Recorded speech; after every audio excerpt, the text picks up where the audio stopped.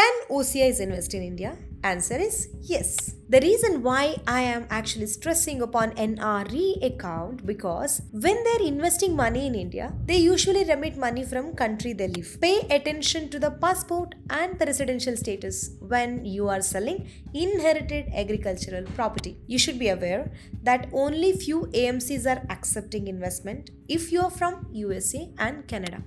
If you think what opportunity India can provide in 10 to 20 years for growing your money, then you won't regret it. So you have to weigh that.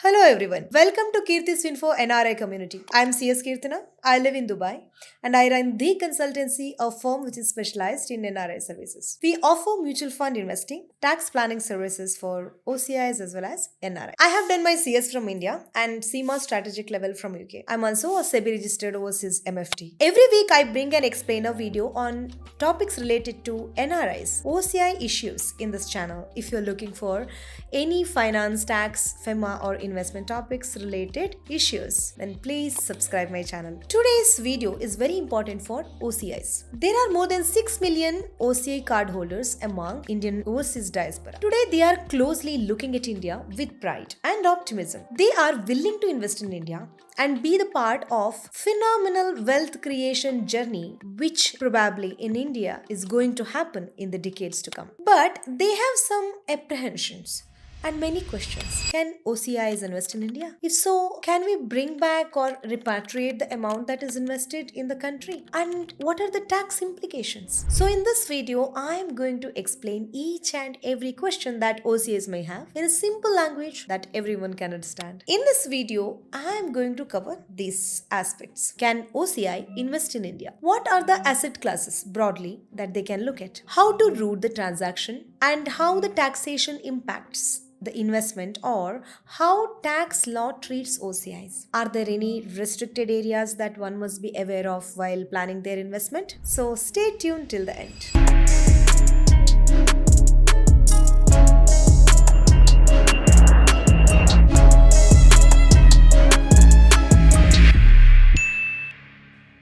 Let's start with OCI, Overseas Citizen of India. OCI is a person holding an OCI card which is issued by India with foreign citizenship. He does not hold Indian passport. Instead, he is holding foreign country's passport but has some roots in India. Now, if you want to know about the concept of OCI status, I have done a detailed video. Please watch it here.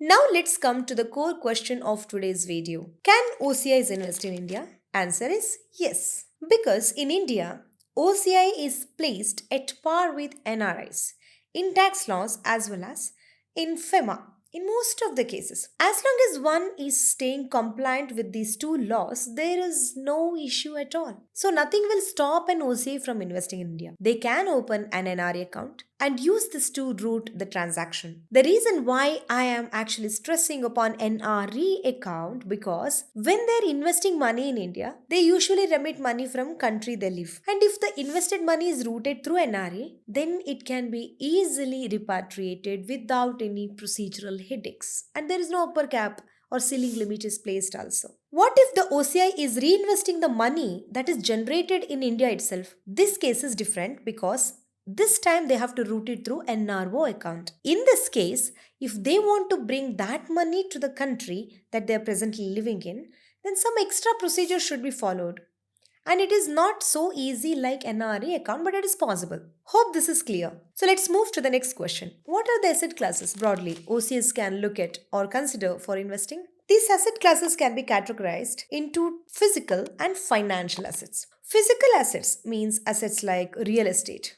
And financial assets means assets like stock or mutual funds. Now let's look into the investment opportunities for OCIs in real estate or immovable property in India. There are no restrictions in purchasing residential or commercial real estate for OCIs in India. OCIs can acquire real estate property through proper banking channel if they want to purchase in India. Now, they can also gift property to someone else or take gift from them. It's possible. OCIs can take property gifted from OCI, NRI or resident too. And the same rule is applicable in case of inheritance. So when the property is being inherited. But there is one very important restricted area here. OCIs can't buy plantation, farmhouse, agricultural property either by way of purchase or even as a gift. So I repeat, even as a gift you cannot buy. If OCI has inherited complying with FEMA rules, these plantations or agricultural property, then it is fine. Now the next important aspect here is sale of the property. I'm breaking it down in two categories again for better understanding. If the property is commercial or residential, it can be sold to anyone, Indian resident, NRI, OCI. You don't have to worry much. But if that is agricultural property which OCIs have inherited, then it should be sold only to Indian resident. I repeat, Indian resident and Indian citizen.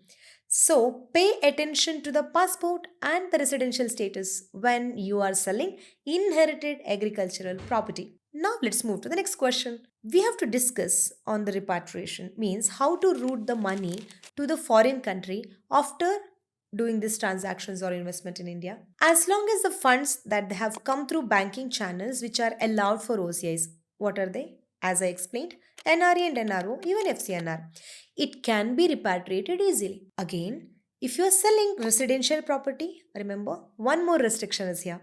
That is only two houses. Up to two houses you can repatriate. So OCIs, you have general permission from RBI for buying commercial and residential properties.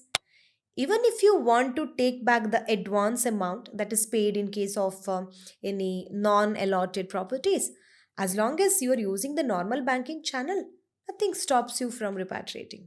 Now, OCI buyers also should be very careful in assessing the residential status of the seller, that is in case of purchase, because they have to deduct TDS. If the seller is non resident, then it is at 20%. And if the value of that property is exceeding 50 lakhs Indian rupees, then 1%.